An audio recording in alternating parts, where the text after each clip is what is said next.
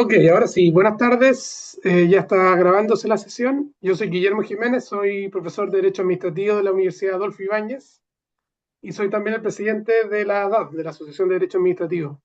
Y esta tarde voy a moderar un extraordinariamente interesante panel con tres destacados colegas que van a discutir el proyecto de ley de reconstrucción recientemente enviado al Congreso por el gobierno.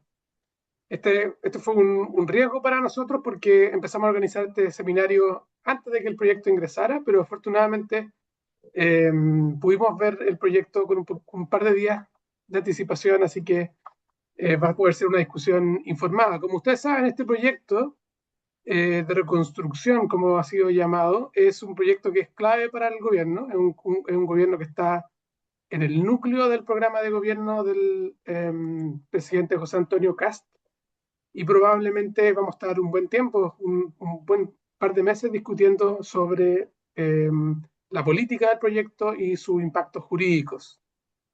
Algunos comentaristas el fin de semana dijeron que en este proyecto, más allá de cambios puntuales, había una disputa sobre el concepto de Estado que está detrás. Que había un cambio en el concepto de Estado, de la idea de Estado que con la que hemos vivido en las últimas décadas. Habría un intento de, de cambiarlo, de hacer un giro en ese sentido. También ha habido mucha discusión sobre los aspectos constitucionales del proyecto en términos sustantivos, pero sobre todo en la tramitación. También si uno ve los diarios del fin de semana, hemos visto que varios profesores y profesoras de Derecho Constitucional han discutido sobre hasta qué punto la tramitación puede tener algún tipo de vicio de constitucionalidad. Pero a nosotros, administrativistas, nos gustan las discusiones, y profesores de Derecho Ambiental también, nos gustan las discusiones todavía un poco más concretas, y eso es lo que nos vamos a concentrar hoy día. Entonces, hemos invitado a tres destacados profesores de Derecho Ambiental, Administrativo y Regulatorio para discutir tres aspectos de la ley. Y lo que vamos a hacer a continuación es voy a darle la palabra primero a Camila, luego a William y en tercer lugar a Iván para que hablen entre 15 y 20 minutos respecto de los temas que le hemos pedido que aborden, y al final de la sesión va a haber un espacio para preguntas del público que pueden ir poniendo en el chat. Ok, yo voy a transmitir a los expositores. Ok, deberíamos terminar alrededor de las 7. Ok, ojalá no mucho más allá de las 7. Así que me gustaría comenzar presentando a Camila Astorga, que es gerente de regulación en la Asociación Chilena de Desalación y Reuso, y es también conocida por la DAD por ser la ex coordinadora de normativa y simplificación regulatoria del Ministerio de Economía. Quizás todavía más importante en una actividad académica como la nuestra, Camila es académica de varios programas de la Universidad Adolfo Ibáñez, incluido un programa sobre la Ley Marco de Autorizaciones Sectoriales. Camila va a hablar hoy día sobre la restricción de tiempos en las medidas cautelares que tiene el proyecto de ley. Camila, tienes 15, 20 minutos para tu presentación. Perfecto, muchas gracias Guillermo por la presentación y por la invitación a esta instancia. Voy a compartirles la pantalla, voy a traer una presentación.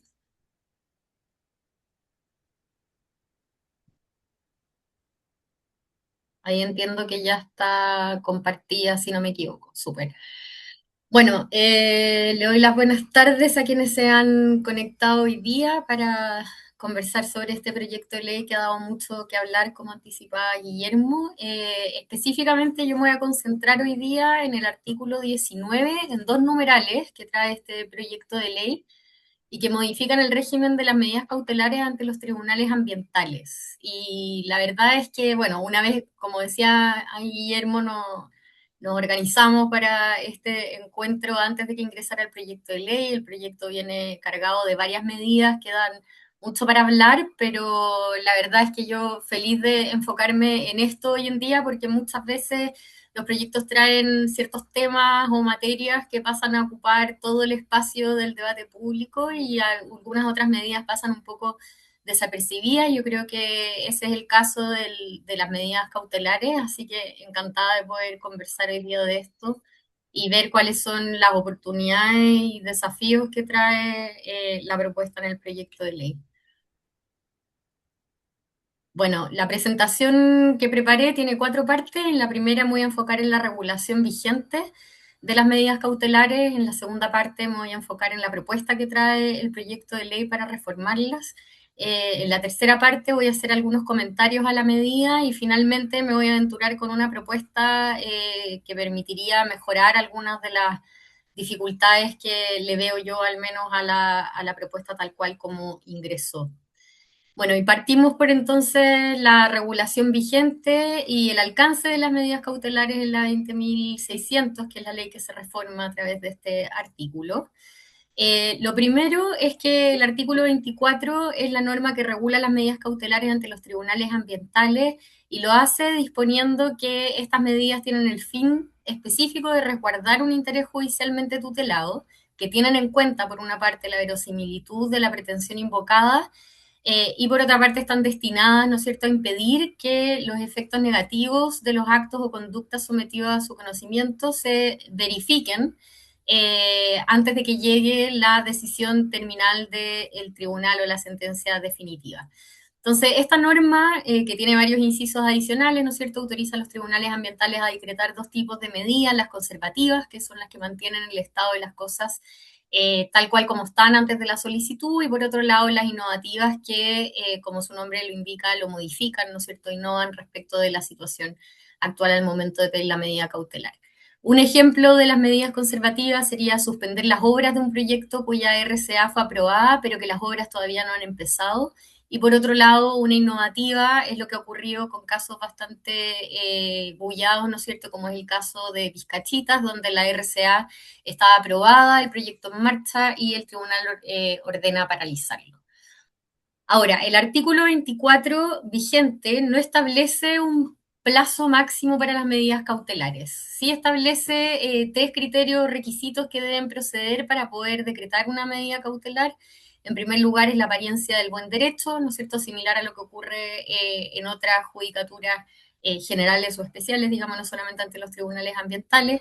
También está el componente del periculum in mora, es decir, el riesgo de daño irreparable que se podría producir durante el juicio antes de que la decisión final llegue. Y por otro lado, en materia ambiental, los tribunales tienen en cuenta la proporcionalidad, especialmente de la medida cautelar en relación al riesgo que acusan quienes han solicitado de estas medidas cautelares, ¿no es cierto? Y en base a estos elementos, podemos acudir a una definición bastante clásica sobre qué son las medidas cautelares y en definitiva han sido caracterizadas como la anticipación provisoria de ciertos efectos de la providencia o sentencia definitiva encaminada a prevenir que el daño que podría derivar de ese retardo en que llegue la sentencia, ¿no es cierto? Por lo tanto, esta cita resume bastante bien la lógica de las medidas cautelares, y es decir, que no son un fin en sí mismo dentro del procedimiento, sino que son instrumentales a los objetivos del mismo. Y el elemento central para esta discusión está en el inciso segundo de la regulación actual, conforme al cual estas medidas cautelares pueden ser decretadas durante cualquier etapa del procedimiento, ¿no? Es decir, pueden decretarse al comienzo, avanzado el juicio, puede hacerse por un plazo que estime conveniente el tribunal sin tener un límite legal, y esa es precisamente la regla que el artículo 19 viene a modificar. Entonces, algo que es importante antes de pasar a ver el contenido de la propuesta del proyecto de ley es el alcance que tiene este artículo 24. Y es que por su ubicación, ¿no es cierto?, está el artículo 24 en el párrafo de las disposiciones comunes del título tercero, que es el que regula los procedimientos ante los tribunales ambientales. Y eso quiere decir, en consecuencia, que estas medidas cautelares aplican a distintos tipos de procedimientos: a las reclamaciones que se presentan ante el Tribunal Ambiental, a las demandas por daño ambiental y a las solicitudes y consultas que realice la Superintendencia del Medio Ambiente ante el Tribunal Ambiental. Y esto es importante porque, en definitiva, el artículo 19, al modificar una disposición común, establece un tope, como vamos a ver, de 6 meses que va a aplicar a cualquier tipo de estos procedimientos con independencia de el tipo de amenaza o riesgo ambiental que pudiese subyacer a cada uno de estos procesos.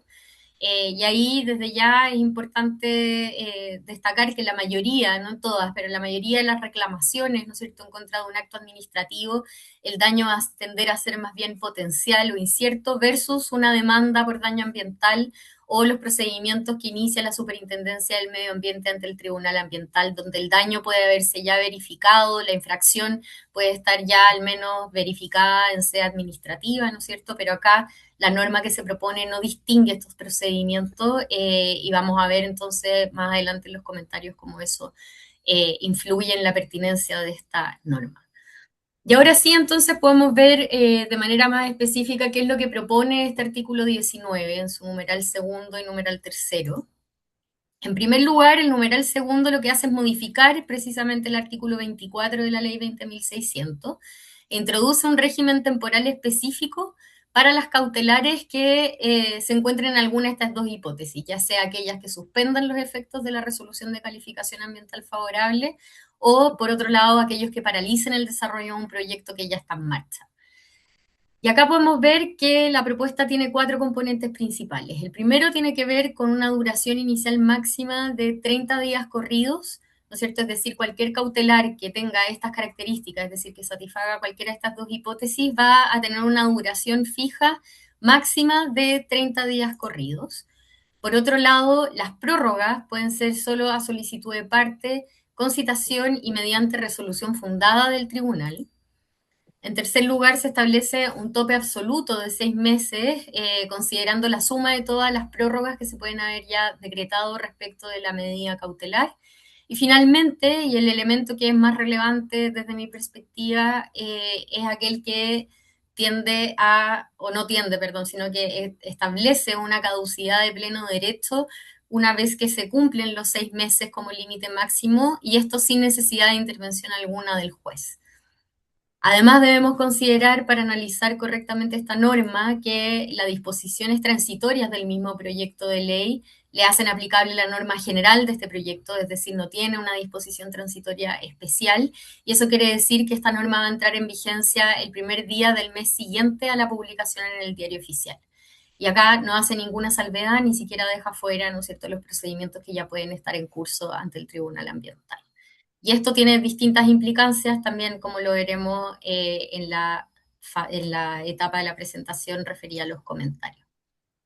Y otra modificación que hace en paralelo el proyecto de ley a través del numeral 3, modificar el artículo 26 de la ley 20.600, incorporando expresamente como apelables las resoluciones que aprueben, rechacen o prorroguen medidas cautelares. Ya, la modificación que propone deja salvo varios componentes del artículo 26 tal cual como está hoy día, es decir, los aspectos que se mantienen sin cambio es que regula el catálogo de resoluciones que son apelables, define la Corte de Apelaciones competente para conocer de aquellos recursos de apelación, eh, y por otro lado, perdón, aquellos cambios que introduce la norma tienen que ver entonces con ampliar ese catálogo agregando las resoluciones que aprueben o rechacen las medidas cautelares y aquellas que se pronuncian respecto de las prórrogas. Y esto tiene un efecto práctico que podemos anticipar desde ya, ¿no es cierto? Por un lado, esto incorpora un control de segunda instancia sobre decisiones que pueden tener un alto impacto económico, es decir, acá el legislador o lo que se pretende hacer a través de la ley es que haya una especie de mayor desconfianza hacia la decisión del Tribunal Ambiental, proporcionando esta revisión de segunda instancia que antes no existía y lo que se condice con la gravedad que pudiese tener esta medida cautelar y que asume, ¿no es cierto?, presupone el proyecto de ley respecto a los titulares que están viendo litigadas sus proyectos o resoluciones de calificación ambiental. Por otro lado, entrega alguna certeza, ¿no es cierto?, para los titulares y terceros sobre las decisiones referidas a las cautelares. Hoy en día podríamos decir que estas se extienden de manera habitual y a veces de manera indefinida, ¿no es cierto? Por lo tanto, ahora al menos va a haber ciertas revisiones que van a ocurrir en determinada época y un límite máximo. De esta forma permite evitar ciertas extensiones indefinidas, como les comentaba, y además el efecto devolutivo que establece el proyecto de ley garantiza que el proyecto no se paralice mientras se tramita el recurso de apelación sobre la medida cautelar. Eso respecto del artículo 26. Y si vemos acá graficada la lógica de las medidas cautelares, podemos ver cómo la medida dura 30 días y después de eso debe venir una revisión si es que se vuelve a solicitar y esas definiciones son, o esas decisiones del tribunal son apelables con una caducidad máxima de pleno derecho. Y aquí, si comparamos entonces el diseño actual con el diseño que se propone, tenemos que se pasa de una lógica que es completamente laxa, que es la vigente hoy en día en la 20.600, a una lógica que es completamente reglada, ¿no es cierto? De partida, la duración se regula hasta un máximo de 30 días, la prórroga, ¿no es cierto?, pasan de ser ilimitadas y sucesivas a tener la exigencia de una resolución fundada que así lo decreta una vez que vencen los 30 días corridos. También existe un tope máximo que hoy día no existe, ¿no es cierto? Las cautelares dependen del pronunciamiento y del fallo o de, en su caso, en que el tribunal las alce de manera expresa y por lo tanto, acá el fin de la medida en el nuevo diseño, ¿no es cierto?, estaría dado por esta caducidad de pleno derecho, caducidad automática, que en definitiva suprime la intervención del juez. Y esto es importante tener a la vista, creo yo, el contexto regulatorio en el que se plantean los dos fundamentos o argumentos centrales que plantea el Ejecutivo en el mensaje del proyecto de ley para justificar una reforma de esta categoría, es que estaríamos ante un problema estructural donde los proyectos con RCA favorable quedan paralizados, lo que se traduciría en opinión del Ejecutivo y ahí anclándolo con el informe Marfan que calculaba el perjuicio, ¿no es cierto?, que puede producir esto o el retardo en la concreción de los proyectos de inversión y que en definitiva se traduciría, como reclama el gobierno, ¿no es cierto?, en un impuesto o una carga implícita para los titulares del proyecto, demorando la ejecución de los mismos y por ende la materialización, perdón, de utilidades o las rentabilidades que se proyecten en los cronogramas de los proyectos. Y esto se traduciría en definitiva en un resultado, en un limbo judicial o caos judicial que se observa tras la obtención de una RCA y que está dado en parte, dice el Ejecutivo, por la ineficiencia procesal y la incertidumbre de los plazos. Ahora dejo yo planteada desde ya la pregunta si es que esto ocurre como consecuencia de las medidas cautelares o como han evidenciado la tramitación en el Congreso de, por ejemplo, la reforma al sistema de evaluación de impacto ambiental, tiene que ver más bien con la lógica recursiva que se da en el sistema de evaluación de impacto ambiental. Pero dejamos ahí planteada la duda y esos son los argumentos que plantea el Ejecutivo para esta reforma.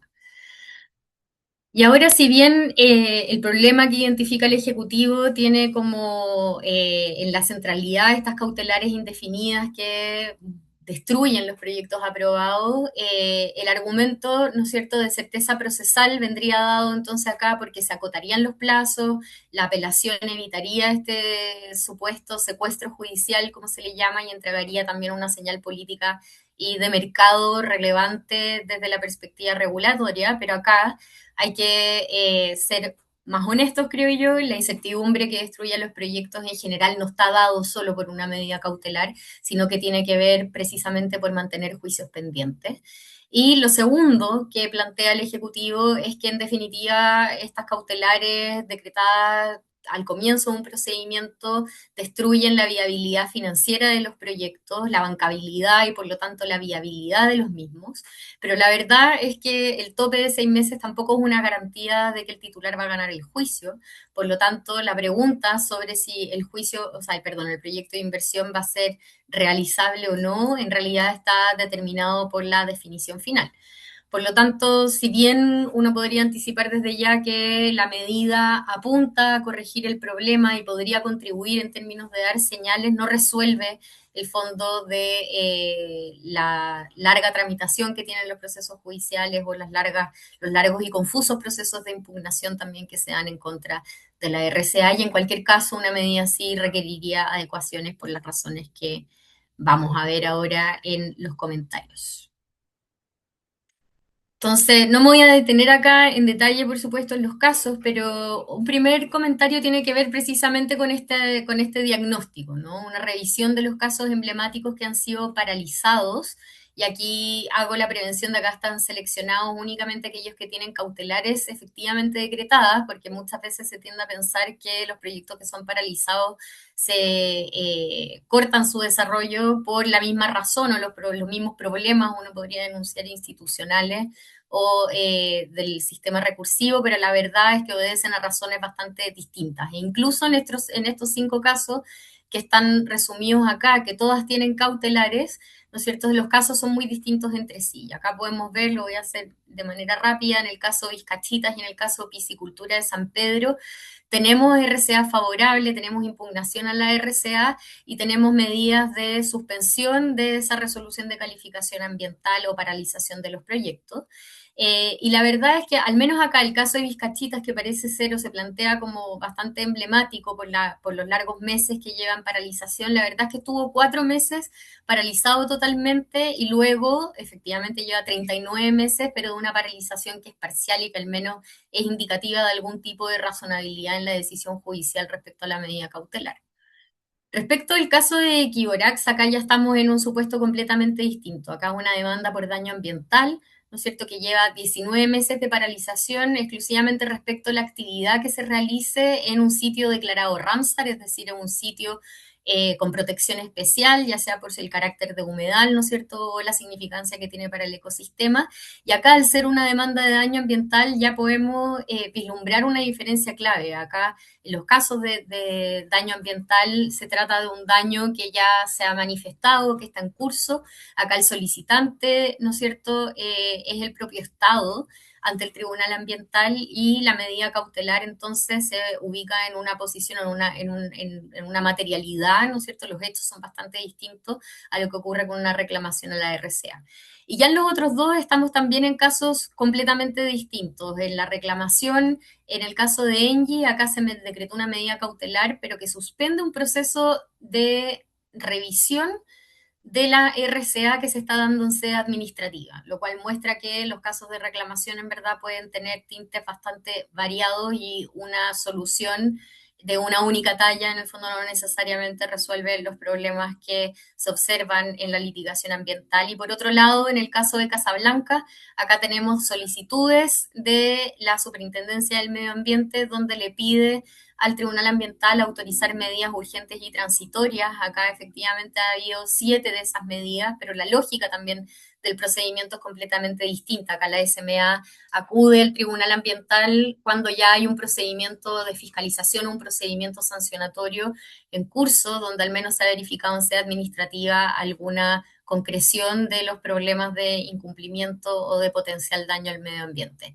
Por lo tanto, la conclusión es que en realidad cabe duda sobre cuáles son los casos de excesiva demora o de excesiva extensión y desproporcionada extensión de las medidas cautelares y además, ¿no es cierto?, queda claro que el instrumento que regula la norma no es necesariamente el cual ha destruido la viabilidad de proyectos emblemáticos en la última década, por lo tanto, el impacto de la norma es al menos incierto. Y acá, solo para graficar, en el fondo, la rigidez que entrega este tope de 6 meses, que es uniforme para situaciones radicalmente distintas. Acá es importante ver la entidad del daño y cuándo se materializa, y esto puede tener una correlación más o menos directa con el tipo de procedimiento del que se trata. Va a haber casos donde el daño es inmediato y por lo tanto la medida cautelar puede ser pertinente, pero en los casos donde el daño es progresivo y puede verse materializado con mayor énfasis, ¿no es cierto?, con posterioridad a los 6 meses, después de ese plazo la medida dejaría de ser efectiva. Y lo mismo con los casos en que el daño ambiental o los impactos al medio ambiente de manera más generalizada, ¿no es cierto?, no con la gravedad necesariamente del daño, pero que tienen una concreción que incluso es posterior a esos 6 meses de duración máxima de la cautelar.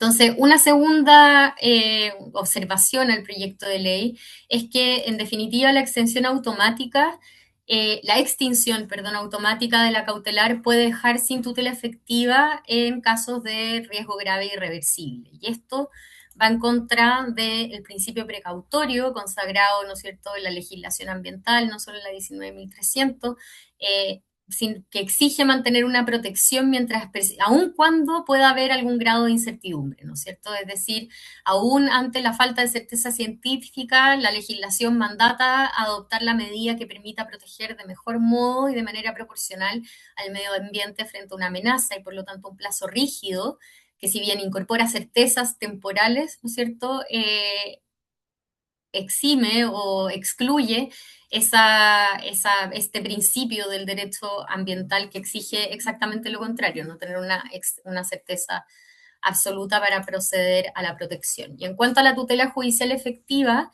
bueno, el Tribunal Constitucional ha reconocido que este es un derecho, ¿no es cierto?, que no es un mero enunciamiento formal, y en este sentido, si el proceso dura más de 6 meses, que en materia ambiental es la regla, ¿no es cierto?, el reclamante puede, en definitiva, ganar el juicio, pero encontrar que el daño ya ocurrió, y al haber caducado la cautelar de pleno derecho, el proyecto pudo seguir adelante y por lo tanto se verifica el riesgo que precisamente pretenden evitar las medidas cautelares.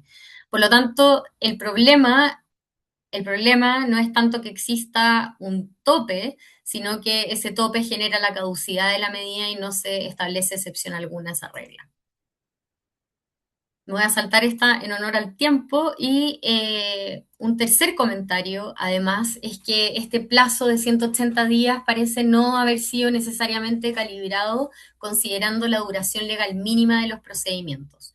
Si bien no todos los procedimientos están completamente reglados en la ley, sí hay algunos trámites mínimos que se señalan para, sobre todo el caso de la reclamación y el caso del daño ambiental. Por lo tanto, recordando que esto aplica a cualquier procedimiento que suspenda, cuya medida cautelar suspenda una RCA o detenga el proyecto, vamos a ver que el plazo parece ser inadecuado. En el caso de la reclamación, los trámites mínimos que contempla la ley duran 60 días, y a eso hay que agregarle la vista de la causa que no está regulada y que suele exceder, ¿no es cierto?, con creces los 6 meses que contempla la norma. Por otro lado, la demanda por daño ambiental requiere entre 120 y 130 días, más toda la rendición de la prueba técnica. Por lo tanto, vemos que el plazo que considera la ley para la sustanciación del procedimiento es casi equivalente a aquel que se estaría proponiendo para la medida cautelar, siendo bastante imposible que en estos casos la medida cautelar pueda cubrir la totalidad del procedimiento o la extensión del procedimiento. Y por otro lado, los procedimientos de solicitud y consultas de la SMA ante los tribunales ambientales tienen una lógica completamente distinta. Acá no están regladas las etapas, lo que busca, ¿no es cierto?, es obtener la corroboración del tribunal o no, pero del tribunal en el menor tiempo posible, y en estos casos donde la cautelar simplemente no tiene mucha cabida con las lógicas propias de estos procedimientos. Adicionalmente, lo que no considera, creo yo, en el proyecto es que no queda claro, al menos en la forma en la que está redactado, es si esto se refiere a cualquier cautelar decretada durante el procedimiento, o se refiere exclusivamente a una misma cautelar que es prorrogada una y otra vez. Y esto es importante porque las medidas cautelares pueden ser pedidas, ¿no es cierto?, adicionalmente, y van a variar. O sea, ¿cómo distinguimos la primera medida cautelar que puede haber sido decretada teniendo a la vista unos determinados antecedentes, cuando luego, por ejemplo, la situación de hecho varía o aparecen nuevos antecedentes que ameritan pedir una nueva cautelar que está basada sobre otros fundamentos? Acá podemos ir acumulando las medidas cautelares, las limitaciones aplican una a otra. Eso es algo que queda abierto a la litigación y al cómo se desarrolla el procedimiento, al menos como está el proyecto de ley hasta ahora. Y ya un cuarto comentario tiene que ver con los efectos transitorios. Como les comentaba, el artículo 19 no tiene una entrada en vigencia especial, por lo tanto entra en vigencia el primer día al mes siguiente de la publicación de la ley en el Diario Oficial. Y esto genera múltiples preguntas. Ahí aparece una adelantada, pero la caducidad, o sea, ¿qué es lo que pasa una vez que entre en vigencia este proyecto de ley con las caducidades, o sea, perdón, con las medidas cautelares que estén vigentes y que ya hayan pasado ese límite? Por ejemplo, veíamos que Iborax lleva 19 meses, ¿no es cierto?, con una medida cautelar. En el caso de piscicultura, que está vigente, ¿no es cierto?, ya en 5 meses camino a los 6. Quiere decir que una vez que entre en vigencia la norma, caducarán de pleno derecho estas medidas cautelares. La norma no contempla una regla de transición, y tampoco o sea, hay que tener presente además que tampoco las cautelares que están vigentes hasta ahora han sido decretadas teniendo a la vista esta limitación, lo cual también pone al tribunal y a las partes en una posición bastante frágil. Y en segundo lugar, ¿no es cierto?, está la duda respecto de la incertidumbre que generará esta medida y los efectos inconstitucionales que puede generar en varios casos por dejar a las partes sin tutela judicial efectiva. Esto se traducirá en mayores requerimientos ante el Tribunal Constitucional. De ser así, eso paradójicamente podría generar incluso más confusión, más litigación y menos certeza en los escenarios post-RCA. Entonces, y acá solo para terminar, una propuesta de perfeccionamiento. Mi mayor temor al preparar esta presentación tenía que ver con que esta norma pasará medio colada en la tramitación por no llevarse como las grandes luces de la prensa o del debate público y muchas veces quedan olvidadas y no evolucionan durante la tramitación, sino que siguen arrastrándose hasta el término de la tramitación legislativa y por eso me parecía importante hacer algunas precisiones. Yo creo que acá bien se podría avanzar hacia un modelo mixto, entendiendo que el problema que identifica el Ejecutivo es en alguna medida real, pero lo que sí se requiere con una medida de este calibre es hacerlo más sofisticado y acorde con la realidad de la justicia ambiental y los procedimientos a los que aplicarían. Por lo tanto, un primer elemento de esta propuesta sería el establecer un tope, ya no de 6 meses, sino que un tope ad hoc, por ejemplo, como regla general, con una duración diferenciada según el procedimiento, precisamente atendido que no es lo mismo el plazo para una reclamación que para una demanda por daño ambiental. En segundo lugar, es reemplazar la caducidad de pleno derecho por un término que se produzca por la llegada del plazo, pero que no cierra las puertas a poder solicitar una nueva cautelar calificada. Es decir, que la cautelar no caduque por el solo Ministerio de la Ley, sino que más bien termine de manera automática, pero la parte interesada en la cautelar puede pedir una nueva bajo un estándar de fundamentación alto y acceder de ese modo a una cautelar calificada. Esta cautelar calificada podría proceder, por ejemplo, cuando se acredite que se está ante un riesgo grave e irreversible, cuando se está afectando la salud o cuando hay un incumplimiento evidente de la RCA, lo cual va a ser particularmente relevante en los casos iniciados por la Superintendencia del Medio Ambiente. Y esa cautelar calificada, una vez decretada, bien podría pasar a una consulta automática, así como la Superintendencia del Medio Ambiente consulta al Tribunal Ambiental, acá podría ser una consulta a la Corte de Apelaciones sin necesidad de que las partes recurran a esa resolución. Son múltiples los diseños que se pueden adoptar. Esta es una propuesta que busca resguardar algunos de los elementos criticados durante los comentarios, pero sí creo que esta propuesta podría cumplir con el objetivo de dar la señal al mercado que busca el Ejecutivo, ¿no es cierto?, mantener esa tutela cautelar ambiental donde es genuinamente necesaria, respetar el principio precautorio, respetar el derecho a la tutela judicial efectiva, reduciendo de esa forma también los litigios, los riesgos de litigio constitucional y entregándoles una mayor viabilidad política, en mi impresión, a lo que puede ser la tramitación en el Congreso.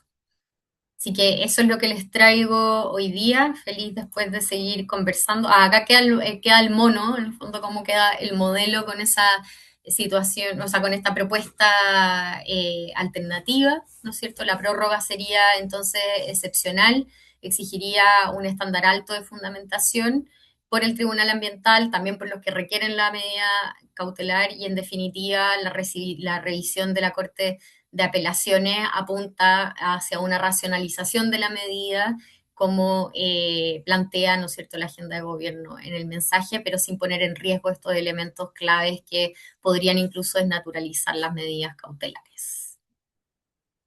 Y eso por mi lado, les dejo de compartir. Excelente. Muchas gracias, Camila. Una excelente presentación y muy completa además. Hablaste todos los puntos que esperábamos y todavía más. Así que les dejo también la invitación a hacer preguntas en el chat y luego las abordamos al final del seminario. Ok, siguiendo entonces con el orden del programa, le corresponde ahora la palabra a William García, que es profesor de Derecho Administrativo de la Universidad Diego Portales y que se va a referir a la modificación, a la invalidación administrativa. William, tienes 15/20 minutos. Perfecto, muchas gracias. Eh, el tema de la invalidación es un tema bien clásico de derecho administrativo. Apela nada menos que a la validez de los actos administrativos. Voy a hacer una presentación, creo yo, bien simple. Voy a expresar primero cuál es la tensión que está detrás del problema de la invalidación. Voy a revelar lo que a mi juicio son inconsistencias que uno encuentra en el proyecto de ley y voy a tratar de, al igual como ha hecho Camila, de tratar de dar algún tipo de solución o de salida alternativa. Em, ¿Cuál es la tensión subyacente en la invalidación? Uno puede entender que al menos está, en este caso, en la concepción del proyecto del gobierno, dos tipos de intereses en juego. El interés del inversionista, ¿no es verdad? Su interés en la estabilidad. Y por otro lado, el interés público. El interés público no es unívoco. El interés público, por supuesto, atiende a la legalidad, a la permanencia y el respeto de la legalidad, pero también en que las potestades en cuestión sean eficaces y en este caso que el acceso al mercado sea eficaz. Y por eso, aunque me cueste un poco, es difícil oponerse a este proyecto de ley porque tiene en principio una concepción que es valiosa, que es tanto eh, respetar la estabilidad de los actos administrativos, así como asegurar que las potestades administrativas que buscan una entrada regular al mercado sean efectivamente respetadas. Ahora, siempre que vamos a restringir la invalidación, vamos a estar sacrificando legalidad en favor de estabilidad. Y yo creo que eso es algo que el gobierno no ha sido franco en revelar y aceptar. Es decir, este es un proyecto de ley que sacrifica la legalidad. En parte ya lo hemos visto en lo que expresaba Camila, pero también en esto. Es decir, es un proyecto que infravalora la legalidad versus otros intereses que están en juego. Ahora, eso tampoco es algo extraordinario. El mismo silencio positivo fue el, cuya discusión ya pasamos por ella, también hace lo mismo, sacrifica legalidad por estabilidad. Pero ¿qué quisiera yo destacar de este proyecto? Ciertas inconsistencias que se cometen en tratar de lograr este objetivo que puede ser loable. En primer lugar, una inconsistencia en cuanto a su alcance. Ya los primeros comentaristas de este proyecto de ley, el profesor Luis Cordero, el profesor José Francisco García, han atendido a la selectividad de este proyecto, pero curiosamente ambos han llegado a soluciones distintas.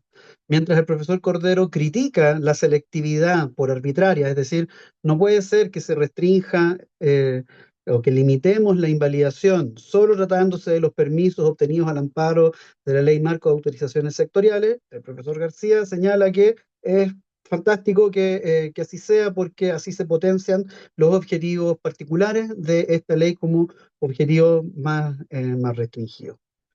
En cualquier caso, creo yo que la distinción no se justifica. En cualquier caso, además, es una distinción o una delimitación que es deficiente.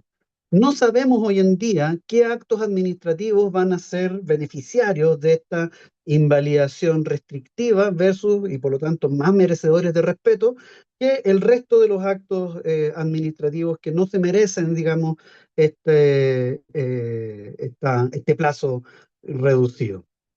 Porque además recordemos que la ley marco de autorizaciones sectoriales no tiene una definición taxativa o exhaustiva de aquellos actos que son también beneficiarios de su marco especial de tramitación, sino que deja alguna definición reglamentaria y de hecho definiciones sucesivas de reglamentos, cuáles van a ser los actos que caben dentro de estas definiciones, lo que además se ve exacerbado por el hecho de que la entrada en vigencia va a ser de ambas normas, no va a ser coordinada, va a ser descoordinada.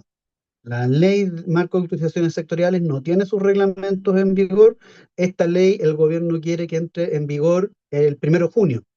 Entonces va a necesariamente surgir la pregunta, ¿qué actos son beneficiarios de, de este plazo más breve de invalidación? Luego vamos a encontrar otra inconsistencia que dice relación con la duración del plazo. La primera, hoy en día el plazo de la invalidación es de 2 años. Existe entonces un ámbito, un margen de 2 años en el cual un acto administrativo es susceptible de invalidación. Pero este proyecto de ley reduce ese plazo a un cuarto de esa duración. ¿Por qué no 3/4? ¿Por qué no la mitad? Eso no está explicado en el mensaje. El mensaje dice que este plazo obedece a una armonización, pero nos dice en armonización en relación con qué. Y si uno hace una revisión somera de otros plazos de extinción en el derecho administrativo, que tiene una gran dispersión al respecto, no se encuentra otro plazo de 6 meses o no se encuentra una consistencia en adoptar un plazo de 6 meses como plazo extintivo. Esto a su vez va a generar una inconsistencia en relación con el plazo porque no existe ninguna armonía entre esta invalidación en manos administrativas versus la acción de nulidad de derecho público, y menos aún con las acciones específicas de nulidad que existen en el resto del ordenamiento jurídico. Entonces se produce una nueva inconsistencia.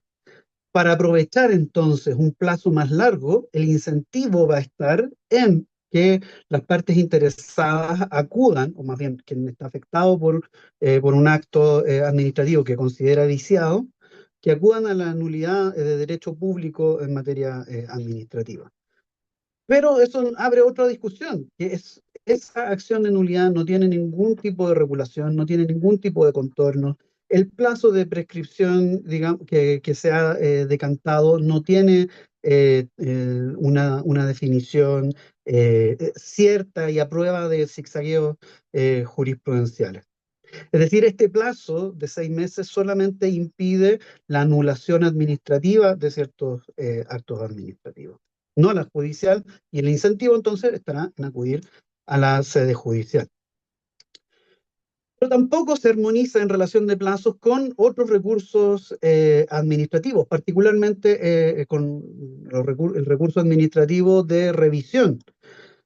Es decir, en la regulación actual existe una cierta secuencialidad entre los recursos administrativos ordinarios, el recurso extraordinario de revisión y la invalidación solicitada a petición de parte para que para que comparemos correctamente. Pero ahora se invierte el orden y por lo tanto va a haber un nuevo incentivo para el empleo del recurso extraordinario de revisión, porque que ahora pasa a tener un plazo más amplio, ¿no es verdad?, que la invalidación, o al menos que ciertas invalidaciones. Y por lo tanto se tenderán, creo yo, a abultar el uso de la causal de error manifiesto o de error de hecho manifiesto como una vía para eh, avivar la revisión administrativa de los actos administrativos. Creo que además se encuentra una cierta incoherencia con el origen del vicio. La norma, tal como está planteada, no considera el hecho de que la administración podría haber sido la víctima de un error de derecho que puede ser culpable o doloso de parte del solicitante, es decir, del inversionista. ¿Qué es quien en realidad, si estamos solamente hablando de permisos administrativos o de títulos habilitantes, para ser más correcto técnicamente, qué es quien aporta los elementos de juicio? Es decir, la administración pierde herramientas para enfrentar el error inducido por parte de quien tiene todos los elementos de juicio para incoar el acto administrativo.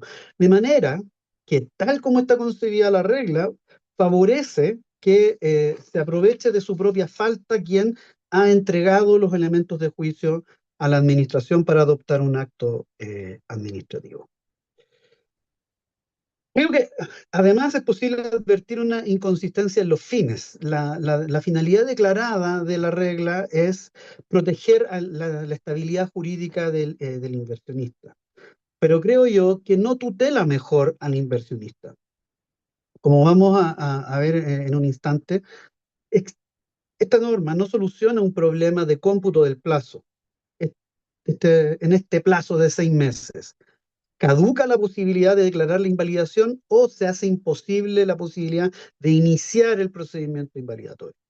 La interpretación mayoritaria hasta el momento, y de hecho de los defensores de la regla, ha sido que caduca la facultad de declarar la invalidación. Llegado el día, los 6 meses, aunque se haya iniciado el procedimiento, se extingue la posibilidad de declarar la invalidación.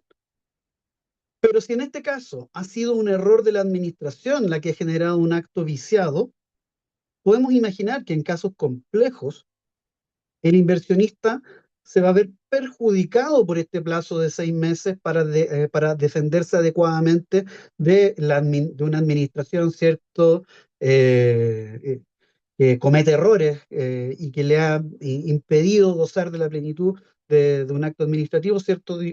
Quiero gozar yo de un permiso pleno, no me permite a mí defenderme adecuadamente frente a una administración que me quiere privar de ese permiso o de ese título habilitante.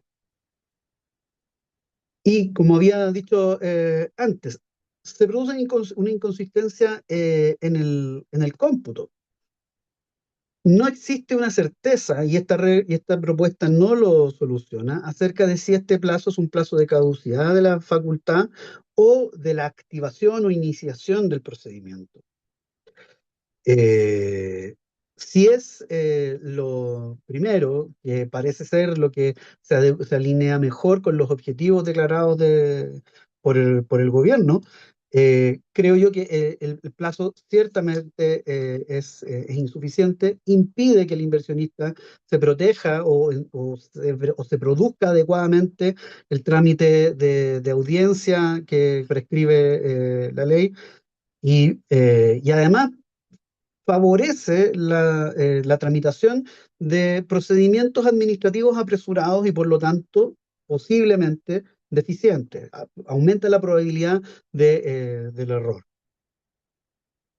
Y finalmente se produce una inconsistencia sistémica, es decir, en cómo operan las diferentes instituciones que se pronuncian acerca de la legalidad de un acto administrativo.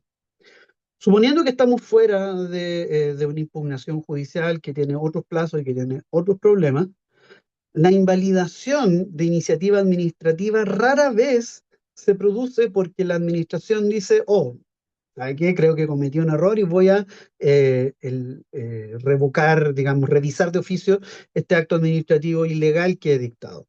Más bien, se produce muchas veces porque es la Contraloría que a través de un procedimiento de una solicitud de pronunciamiento jurídico de un particular interesado, activa esta forma de control ex post y la Contraloría declara la ilegalidad de un acto administrativo, imposibilitada de invalidar el acto administrativo como es correcto, ordena a la administración invalidar. Pero en ese transcurso, pero el transcurso de ese procedimiento, podríamos decir, de declaración previa de ilegalidad, ya han transcurrido muy probablemente los 6 meses, por poner un ejemplo muy importante con consecuencias económicas y sociales graves, creo yo, que es el caso de los llamados guetos verticales en Estación Central, o edificaciones altas y densas en Estación Central. eh, Justamente el pronunciamiento se produce a propósito de un dictamen de la Contraloría que obliga al municipio a invalidar y eso, en fin, abre toda esa verdadera caja de Pandora. En definitiva, creo que existen diferentes elementos que hacen que esta propuesta sea inconsistente. Es es inconsistente en el tipo de actos administrativos, es inconsistente en el plazo aplicable a los actos administrativos, es inconsistente en quién produce el vicio, es inconsistente también en la protección que pretende eh, otorgar. Ahora, como dije hace un momento, tenemos el grave problema, creo yo, de que esta propuesta muy probablemente se apruebe porque tiene una finalidad que en definitiva es muy atendible, que es justamente dar estabilidad a los derechos del inversionista. Creo que eso sin duda es una cuestión que el derecho debe proteger. Y más aún, como también señalaba Camila, es muy posible que estas otras medidas regulatorias o de derecho público que acompañan a la reforma tributaria, que es el corazón de esta reforma presentada por el gobierno, se aprueben muy rápido. La voluntad del gobierno es aprobar esto en las próximas 2 o 3 semanas. Entonces, puesto en esta encrucijada, también quiero dejar algunas ideas sobre cómo mejorar esta propuesta. En primer lugar, un plazo más largo y un plazo uniforme de general aplicación a toda clase de actos administrativos. Es decir, no tiene ningún sentido la selectividad que establece este proyecto. No tiene una explicación, a mi juicio, racional, ni tampoco tiene una justificación explícita el plazo. Es decir, ¿por qué 6 meses? ¿Por qué no un año? ¿Por qué no 18 meses? Etcétera. Existen otras opciones, dice que si lo que quiere es abreviarse. Eh, Otra cuestión que creo yo pero esto ya tal vez excede esta misma presentación y el objeto de la convocatoria. Si lo que se pretende es dar certezas y hacer que exista una racionalidad en materia de revisabilidad de los actos administrativos, hay que enfrentar derechamente establecer un plazo de caducidad breve para la nulidad de los actos administrativos. Es decir, hacer conversar esta iniciativa con una reforma a una acción de reclamación de legalidad o acción de nulidad, como quiera llamársela, que tenga reglas comunes. De lo contrario, la alternativa siempre va a ser la nulidad de derecho público con su plazo de prescripción largo. Eh, Adicionalmente, creo que la invalidación o tal vez una medida que incluso podría ser útil sin siquiera reducir el plazo, es hacer incompatible el ejercicio de los recursos ordinarios con la invalidación solicitada a petición de parte. Es decir, radicalizar esta idea de que la invalidación no es un recurso administrativo de manera tal de hacerla incompatible con el ejercicio de los recursos por parte de interesados directos, así como terceros que puedan tener intereses colectivos o difusos relacionados con el acto. Y otra regla que creo que sí debiera ser definitivamente adoptada es que se suspenda este plazo por el inicio del procedimiento o tal vez incluso por la intervención de la Contraloría, de manera de dar algún tipo de oportunidad para que efectivamente sea un procedimiento tramitado con seriedad y no con apuro. Eso son mis ideas acerca de la reforma propuesta acerca de la invalidación. Muchísimas gracias, espero haber incitado al menos la reflexión. Muchas gracias, William. Estuvo muy interesante también, muy completa tu exposición y dentro del tiempo también. Así que gracias. Y con eso llegamos, bueno, les quiero recordar también que si tienen alguna pregunta o algún comentario lo pueden hacer en el chat y así podemos ir sistematizando las intervenciones hacia el final. Y con esto nos acercamos a la tercera intervención, exposición del profesor Iván Hunter, que es profesor de Derecho Ambiental de la Universidad Austral de Chile, que va a hablar hoy día de compensación, sobre todo de compensación de gastos en el caso de la invalidación de una RCA. Iván, tienes 20 minutos. Bueno, muchas gracias. Primero, cerciorarme que se escucha bien, ¿verdad? Sí, perfecto. Bueno, muchas gracias. Buenas tardes a todos y a todas las presentes. En primer lugar, quisiera agradecer a DAD por la invitación, la gentil invitación que ha hecho a participar de este conversatorio, este seminario.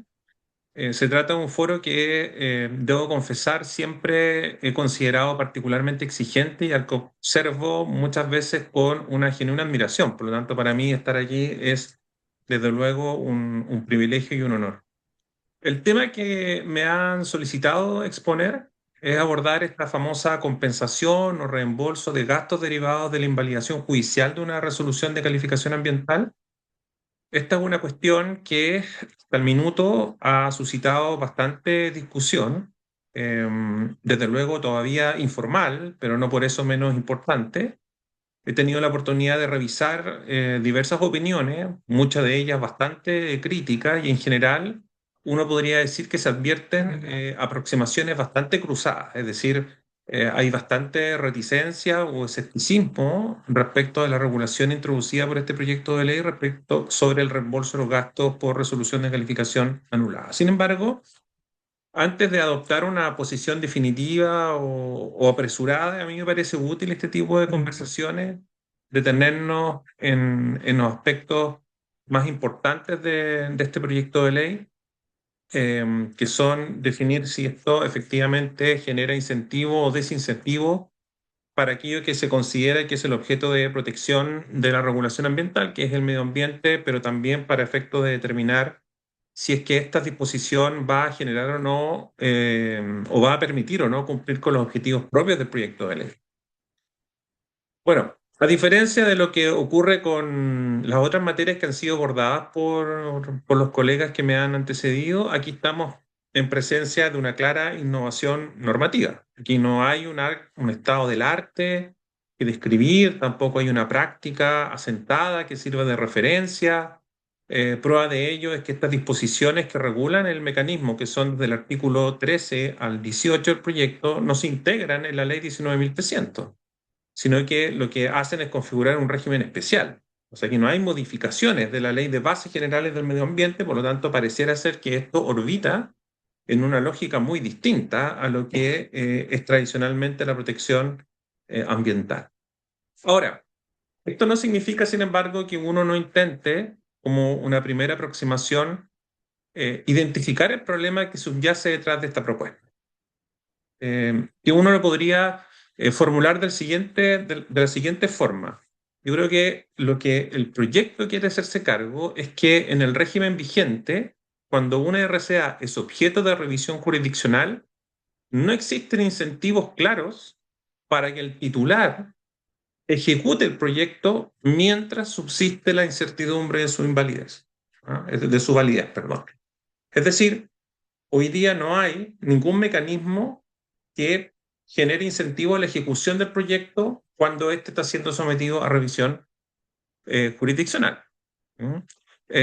Porque la posibilidad de que la RCA sea posteriormente invalidada opera en los hechos como un factor que desalienta la ejecución temprana del proyecto porque traslada al 100% el riesgo de la invalidación, que es el riesgo económico, al titular del proyecto. Y es ahí donde se inserta esta disposición con esta propuesta de reembolso. Ahora, aquí abro un paréntesis, digamos, y esto lo digo con todo lo que quiero a los tribunales ambientales, pero pareciera ser que aquí lo que está detrás de esta norma es lo que se están demorando los tribunales. Por cierto, no estoy imputándole a ellos la responsabilidad, muy por el contrario. O sea, lo primero que hay que hacer es nombrar a los ministros para pedirle, ¿no es cierto?, a los tribunales que funcionen dentro de los tiempos asignados por la ley 20.600. Pero pareciera que hay una crítica ya de cuánto se están demorando los tribunales y cómo esa demora está afectando derechamente la inversión y la inversión temprana. Y por eso también está la lógica de las medidas cautelares, ¿cierto? Las medidas cautelares con 6 meses que parecieran ser también, que son una respuesta a lo que se demora el tribunal en resolver un caso. Sin embargo, aquí hay un eje que pasa desde la organización jurisdiccional, de la regulación de los procedimientos, hacia un incentivo para la ejecución temprana de proyectos con este reembolso o compensación por gastos derivados de la RCA anulado. Pero veamos qué es lo que nos dice en este punto el proyecto de ley. Perdón. ¿Qué nos dice en este punto el proyecto de ley? Brevemente, el artículo 14 consagra el derecho a ser indemnizado, ¿no es cierto?, reembolsado por los gastos en los términos que más adelante lo diremos. El artículo 15 establece el procedimiento administrativo ante el Ministerio de Hacienda para determinar el monto de esta compensación. El artículo 16 consagra una reclamación judicial ante la Corte de Apelaciones de Santiago. El artículo 18 consagra el procedimiento frente a la Corte de Apelaciones de Santiago. Y el artículo 17 establece los plazos y forma de pago de estos gastos que incurrió el titular producto de la ejecución del proyecto. Esto es en buenas cuentas, digamos, lo esencial de la regulación.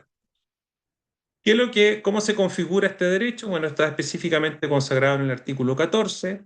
El texto es el que aparece aquí en la lámina, que es lo que dice: en caso de que una resolución de calificación ambiental sea anulada por sentencia judicial firme y ejecutoriada, el titular tendrá derecho a solicitar la restitución de los gastos directos y efectivos en que haya incurrido en virtud de la ejecución del proyecto. Esa es la regla, salvo que la anulación de la resolución de calificación ambiental, obviamente que aquí hay que mejorar bastante, ¿no es cierto?, la redacción, porque ahí pone el sujeto de la oración 2 veces en el mismo inciso. Pero bueno, esas son técnicas legislativas que tienen que irse mejorando, yo me imagino, en la medida de que el proyecto avance. Dice: salvo que la resolución de calificación ambiental se funde total o parcialmente en antecedentes falsos, incompletos o inexactos, imputables al titular y que hayan sido determinantes para la dictación de dicha resolución y así declarado por sentencia judicial. Para estos efectos, se entenderá por gastos directos y efectivos aquellos montos pagados por el titular y que consten en antecedentes contables y documentales. Y por último, señala que el titular podrá ser presente al tribunal respectivo en cualquier etapa del proceso y antes de que se dicte la referida sentencia, su intención de ejercer el derecho establecido en el presente artículo. Esta comunicación no alterará la competencia del tribunal ni lo obligará a emitir un pronunciamiento. De esto que tenemos entonces, si uno pudiese responder la pregunta de cómo se configura este derecho a la compensación por gastos directos y efectivos, primero, es necesario que exista una nulidad de una resolución de calificación ambiental, que esa nulidad haya sido establecida mediante una sentencia judicial firme y ejecutoriada. El titular del proyecto tiene la carga de dar aviso de la intención de ejercer el derecho. ¿No? Bastante curioso, ¿no es cierto? O sea, ni siquiera es como que el tribunal deba pronunciarse sobre a quién le es imputable el vicio de la resolución de calificación ambiental, sino que únicamente tiene que avisar la intención de ejercer el derecho. Y esto obviamente que tiene una excepción, es decir, casos en que no va a ser procedente esta compensación o reembolso en gasto, que son los casos en que la nulidad se funde total o parcialmente en antecedentes falsos, incompletos o inexactos, que estos sean imputables al titular, que hayan sido determinantes para la nulidad y que sí lo haya declarado la sentencia judicial. Después vamos a revisar de que esta expresión es bastante, a mi juicio, bien poco entendible, pero lo vamos a ver como uno de los problemas que yo veo dentro de esta regulación. ¿Qué es lo que he querido hacer aquí? Un poco ver cuál sería el caso que, no sé si estos son los casos que está pensando el legislador con este tipo de situaciones. ¿Ah? Un primer caso donde la nulidad no sería imputable al titular. ¿Ah? Imagina usted que el Servicio de Evaluación Ambiental, el SEA, exige al titular levantar información en verano y invierno para representar la variabilidad estacional de un componente ambiental. Puede ser, ¿no es cierto?, la hidrología, flora y fauna, ¿no es cierto?, que están generalmente vinculadas a la estacionalidad. El titular cumple íntegramente con esa exigencia y la administración dicta, ¿no es cierto?, la resolución de calificación ambiental, entendiendo que la información proporcionada es suficiente para descartar un impacto significativo adverso sobre un componente ambiental. Es decir, la administración, de alguna manera, es la que va definiendo cuáles son las exigencias necesarias para descartar el impacto. Sin embargo, posteriormente, al conocer de una impugnación, el tribunal estima que la variabilidad estacional debió ser caracterizada de manera más completa, incorporando no solo las mediciones de la estación de verano e invierno, sino que además de otoño y primavera. Por lo tanto, el tribunal declara que esa información es incompleta y anula la RCA. ¿Por qué anula la RCA? Porque entiende de que no se ha descartado suficientemente un impacto, características, circunstancias, el artículo 11, en este caso, sobre el componente ambiental específico. Aquí, por lo tanto, tenemos un vicio, que es la insuficiencia de información, que es una de las hipótesis que está contenida dentro del proyecto, pero ese vicio, en principio, no sería imputable al titular, porque se ajustó a las exigencias formuladas por la autoridad. Es decir, un titular que cumplió con la representatividad estacional exigida por la autoridad, que la autoridad determinó de que esa representatividad estacional era adecuada. Sin embargo, el tribunal posteriormente concluyó de que era insuficiente. Y otro caso, el otro caso distinto, es decir, el otro caso en el cual uno podría entender de que el vicio es efectivamente imputable al titular. Este es un supuesto similar en que el Servicio de Evaluación Ambiental formula la misma exigencia, levantamiento de información en verano y invierno. Sin embargo, el titular solo realiza mediciones en verano y en invierno intenta sustituirla a través de una revisión bibliográfica. Aún así, la administración, el SEA, le dice, ¿sabe qué? Yo considero que sus antecedentes son suficientes. El caso va a ser revisado por el Tribunal Ambiental y el tribunal concluye que el levantamiento de información debía cubrir efectivamente ambas estaciones, invierno y verano, y que la revisión bibliográfica no satisface un estándar mínimo exigido. Declara, por tanto, la insuficiencia de la información y anula la RCA. Insuficiencia de información en el sentido de que no se pudo descartar suficientemente la existencia de un impacto significativo adverso y, por lo tanto, si el proyecto fue evaluado a través de una DIA, lo que corresponde es rechazarlo. Y eso significa que hay que anular la resolución de calificación ambiental. Aquí el mismo vicio, que es información incompleta, sí sería imputable, ¿no es cierto?, al titular por no haber dado cumplimiento íntegro a lo requerido por la autoridad administrativa.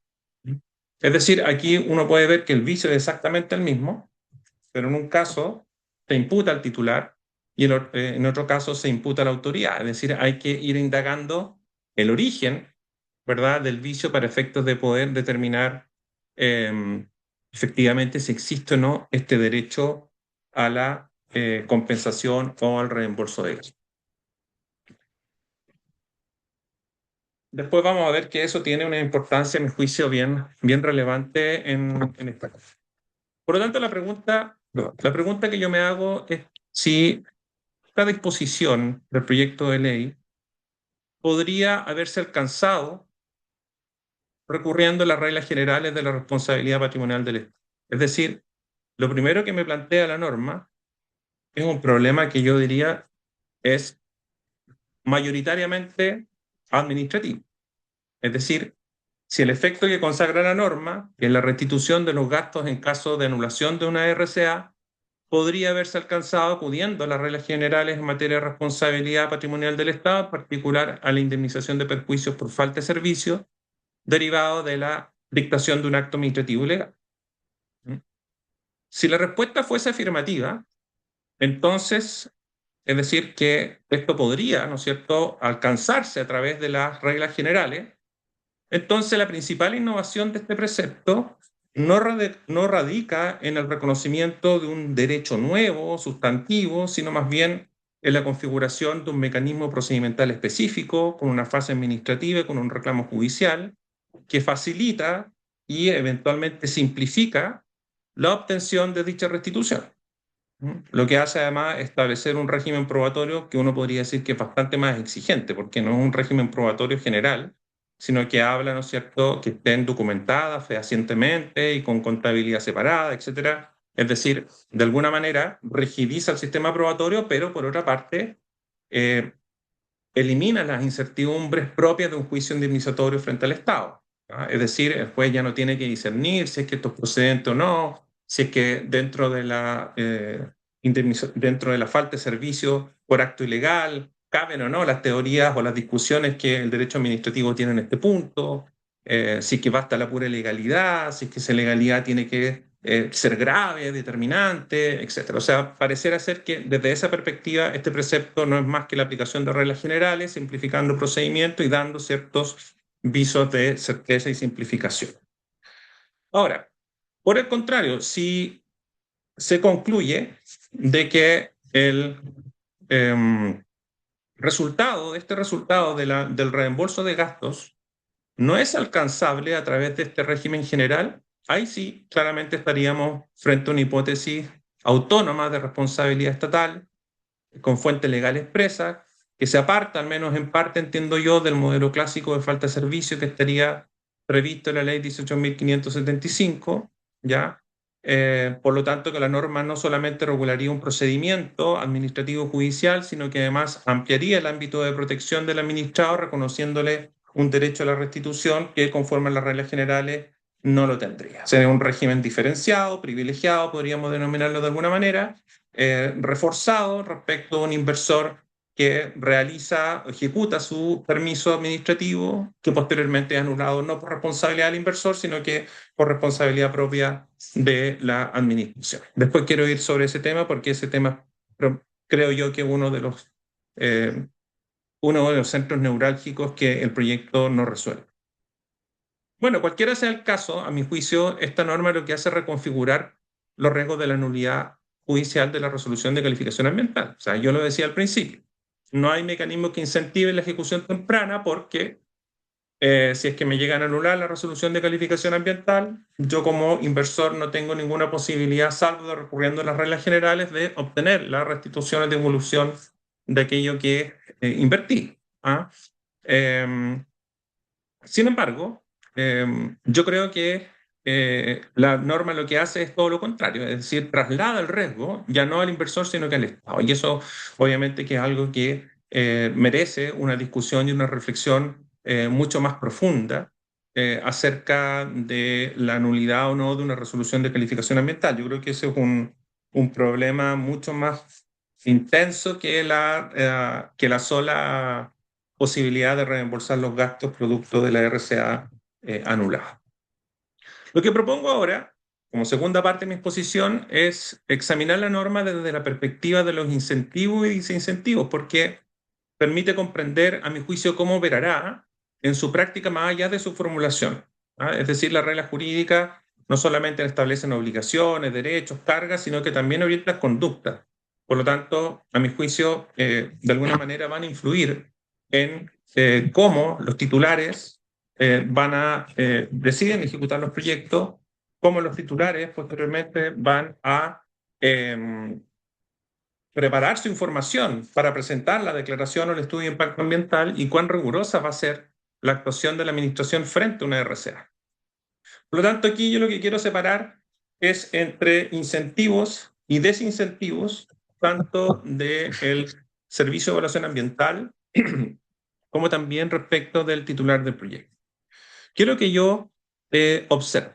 En primer lugar, lo que me da la impresión es que aquí va a existir un incentivo para el SEA para realizar la evaluación ambiental con mayor rigurosidad técnica. Es decir, aquí lo que se va a producir es la teoría del blindaje. ¿Qué quiere decir esto? La posibilidad, ¿verdad?, de que la resolución de calificación ambiental se anule en sede judicial va a determinar ya de que se puedan adoptar o que se tiendan a adoptar decisiones más fundamentales. Vamos a blindar la RCA frente al escrutinio judicial, que, como todos sabemos, ¿no es cierto?, en materia ambiental suele ser particularmente intensa. Los tribunales ambientales tienen muy pocas razones para ser deferentes con los juicios técnicos de la administración. Por lo tanto, aquí lo que va a ocurrir es que o puede imperar la teoría del blindaje. Ahora, ¿cuál es el tema de esto? Que aquí hay una contracara que creo yo, de alguna manera no camina con el objetivo del proyecto, que es la sobreregulación o la excesiva cautela.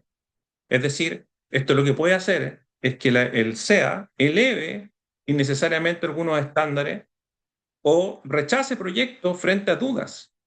O sea, frente a una duda interpretativa o frente a una interpretación razonable de una norma ambiental, puede que rechace simplemente por lo que significa la nulidad posteriormente en sede judicial. Así, estoy definiendo de alguna manera el erario público. En consecuencia, la tendencia puede ser más bien a ser más exigente y a la vez, frente a dudas interpretativas sobre normas ambientales, rechazar la evaluación, que es, yo creo, un objetivo totalmente distinto al buscado por el proyecto.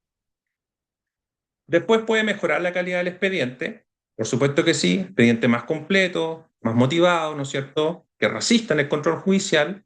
Sin embargo, eso también puede llevar a tener procedimientos mucho más largos, mucho más costosos y con mucho más información. Por otra parte, puede que el SEA ejerza un control más estricto de la información que le proporciona el titular.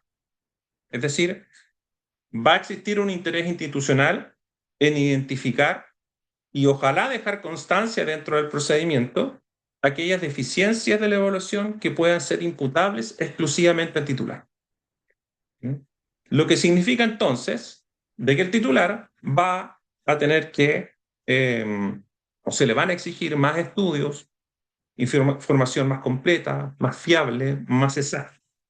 Nuevamente, yo creo que eso, que puede trasuntar en mejores evaluaciones, va de alguna manera a contraluz de lo que quiere el proyecto de ley. De hecho, tenemos dentro del proyecto de ley algo que es la simplificación en la evaluación, que la evaluación podría ser simplificada y podríamos evitarnos algunas adendas, algunos ixara, y podría ser bastante más rápida de lo que generalmente se hace. Por último, también para el SEA tendríamos un problema de coordinación, perdón, tenemos un incentivo de coordinación interinstitucional, es decir, la necesidad de adoptar decisiones robustas que soporten el escrutinio judicial permitiría mejorar su articulación con aquellos órganos de la administración del Estado que ejercen competencias ambientales. ¿No? Y esto evidentemente que podría ir de la mano con otra idea del proyecto que es la rectoría del SEA, ¿no es cierto? La rectoría ambiental del SEA, de que el Servicio de Evaluación Ambiental es el que tiene que administrar el sistema, dialogar con los servicios públicos con competencia ambiental y bajo ese contexto tendría una mirada por sobre lo que es los órganos que participan de la evaluación ambiental, una suerte de coordinador y administrador, pero que tiene una preeminencia respecto a los órganos que participan dentro de la evaluación. El problema de esto es que podría generar también un riesgo excesivo, ¿no es cierto?, con un formalismo excesivo, perdón, con la posibilidad de que el procedimiento termine formalizándose con el objetivo de dar mucho más sustento al acto. ¿Qué pasa para el titular? ¿En qué se enfrenta él? ¿Qué incentivos tiene? Yo primero, el principal incentivo del proyecto de ley es la reducción del riesgo económico. ¿Por qué? Porque puede comenzar la ejecución de su proyecto con la posibilidad de recuperar gastos en el caso de que se produzca la anulación de la resolución de calificación ambiental. ¿Qué desincentivo tiene? Tiene una mayor exigencia en la calidad de información. Precisamente por lo mismo, porque pierde el derecho a reembolso de los gastos si es que la RCA se anula debido a una causa que le es imputable a él. Tiene incentivos para ejecutar tempranamente el proyecto, claramente, es una suerte seguro frente a nulidad, y tiene el riesgo de ser excluido de ese beneficio, pero ese riesgo de ser excluido de ese beneficio tiene relación con la mayor exigencia en la calidad de la información. Obviamente que también va a haber mayor certeza jurídica, ¿ya? Va a estar más expuesto desde el punto de vista del escrutinio técnico y tiene un incentivo a un aprovechamiento potencial de las inversiones y tiene un riesgo también vinculado a ajuste de nuevas exigencias en reingreso. Esto último tiene que ver con un efecto que vamos a ver a continuación, y a mí me parece que es bastante importante que el proyecto se haga cargo, que es qué pasa en aquellos casos en que el inversor obtiene el reembolso de gasto y posteriormente vuelve a ingresar su proyecto y obtiene RCA con inversiones reembolsadas, ¿no es cierto?, y ya ejecutadas. Bueno, y esto ya como para ir, terminando mi presentación, pero no por eso menos importante, quiero ajustarme a los tiempos estrictamente. Yo creo que estas son las zonas grises del proyecto, que a mí me parece que son absolutamente necesarias despejarlas, porque de lo contrario, esta iniciativa, para bien o para mal, no camina. Primero, ¿dónde se define la imputabilidad? La norma subordina el derecho de la restitución a que la nulidad de la RCA no sea imputable al titular, pero no diseña ningún mecanismo específico para resolver esa cuestión. Es decir, no contempla una instancia autónoma, no fija un estándar probatorio, no establece un procedimiento contradictorio orientado a determinar la imputabilidad. Por lo tanto, ¿cuáles podrían ser los caminos? Los caminos podrían ser esencialmente dos. O se lo damos al tribunal, pero la misma norma dice de que el tribunal no está obligado a pronunciarse. O se lo damos a la famosa comisión de peritos. Pero el procedimiento de restitución ante la comisión de peritos carece de competencias para realizar ese juicio, porque lo único que hace la comisión de peritos es fijar el monto del reembolso.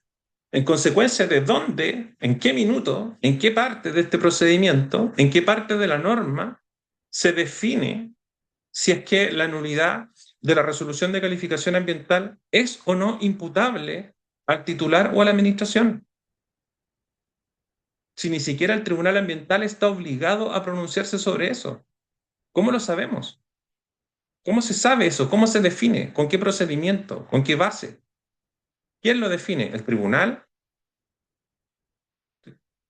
Eso está totalmente en el vacío. Yo creo que eso es o sea, tal como está diseñado, utilizando una expresión de un profesor de Derecho Administrativo, es un oxímoron, ¿cierto? Esto es una norma que se mata a sí mismo porque en realidad no tiene cómo ejecutarse. Después, ¿qué debe entenderse por tribunal respectivo? ¿Tribunal ambiental? ¿Qué pasa con el recurso de protección? ¿Qué pasa si se anula una resolución de calificación ambiental en el contexto de un recurso de protección? ¿Opera o no opera en este caso el reembolso de gastos? No lo sabemos. Después, ¿es necesario que se haya dado inicio formal a la ejecución del proyecto? Yo creo que, al menos creo, tener claro de que el inicio de la ejecución formal de un proyecto mediante estas gestión o faenas mínimas, permanentes o interrumpidas, es una exigencia para evitar la caducidad. ¿Pero es una exigencia para el reembolso o basta con ejecutar la RCA aunque no se haya dado formalmente inicio a la ejecución del proyecto? Después, ¿qué posibilidad tiene la comisión de peritos para incluir gastos en contravención a la RCA? Aquí me parece que hay un tema sumamente interesante, porque el diseño del proyecto distingue al menos formalmente dos planos de actuación totalmente diferentes. Por una parte, la comisión de peritos tiene a su cargo la determinación del monto de los gastos que deben ser restituidos, cumpliendo más bien una función que uno podría denominar técnico-contable. Eso hace la comisión de peritos que nombra el Ministerio de Hacienda. Sin embargo, eso no dice nada acerca de las funciones que son propias de la Superintendencia del Medio Ambiente, que es verificar, ¿verdad?, el cumplimiento exacto, estricto, diría el artículo 24 de la Ley 19.300 de la Resolución de Calificación Ambiental, es decir, definir si es que las obras ejecutadas se ajustan o no al autorizado. Y ahí es donde puede surgir eventualmente un problema cuando ambos planos, el plano de la determinación de gastos y el plano de la determinación del cumplimiento o no de la RCA, comienzan a superponerse. Por ejemplo, si la comisión de peritos decide excluir determinados gastos por estimar que no se corresponden a la ejecución del proyecto autorizado, ahí la pregunta es si es que eso no es un juicio o no de cumplimiento de la RCA. sea, yo no te reembolso este gasto porque este gasto no corresponde a algo que se haya ejecutado en virtud del permiso administrativo. Y ahí el titular podría decir, oiga, pero la Superintendencia del Medio Ambiente es la que le corresponde institucionalmente definir si esta obra, parte o acción que yo he ejecutado y cuyo reembolso solicito corresponde o no a aquello que está en la resolución de calificación ambiental. Ahí vamos a tener un problema bastante relevante. ¿Ah? Quizás hay un informe previo a la SMA, alguna cosa, pero vamos a tener o podemos tener un problema bastante relevante. Y por último, la última pregunta. ¿Qué ocurre si tras obtener la restitución por anulación de la RCA, el titular reingresa al proyecto, obtiene una nueva RCA favorable y aprovecha las obras previamente ejecutadas? Y de este vacío puede generar claramente una desalineación de incentivos dentro del sistema. ¿Por qué? Porque me parece que podría incentivar a los titulares a acelerar la ejecución temprana del proyecto, incluso en contextos de incertidumbre o de litigio. Bajo la premisa, obviamente, de que posteriormente esa anulación estar cubierta por esta posibilidad de que restituyan los gastos. Si es que esa sentencia de anulación retrotrae y yo como titular ejercí el derecho a reembolsar a los gastos, ¿qué pasa si posteriormente, producto de esa retroacción del procedimiento, yo obtengo la RCA? Obtengo la RCA, me reembolsaron los gastos por los que yo ejecuté en virtud de esa RCA, me la anulan, ¿ah? Y posteriormente la obtengo nuevamente. Es decir, aquí se podría generar una paradoja, que es que el sistema termine subvencionando indirectamente la fase inicial de los proyectos.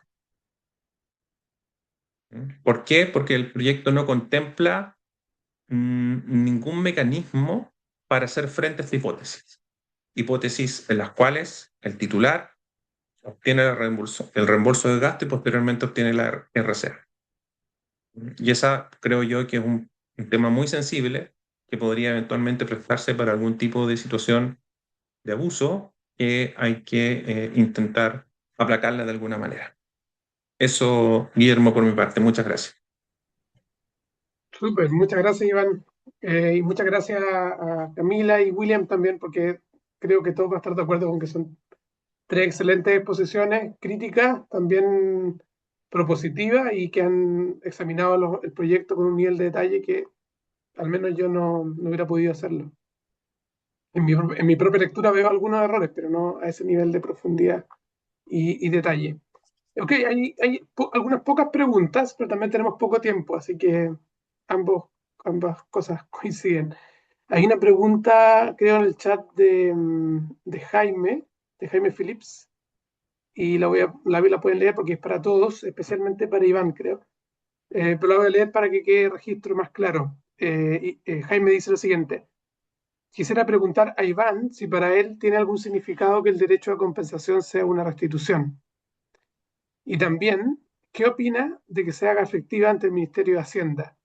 También quisiera preguntar a todo el panel, y eso se abre a Camila y William, ¿qué piensan de la situación de los terceros absolutos al procedimiento de evaluación con eventual aprobación del proyecto?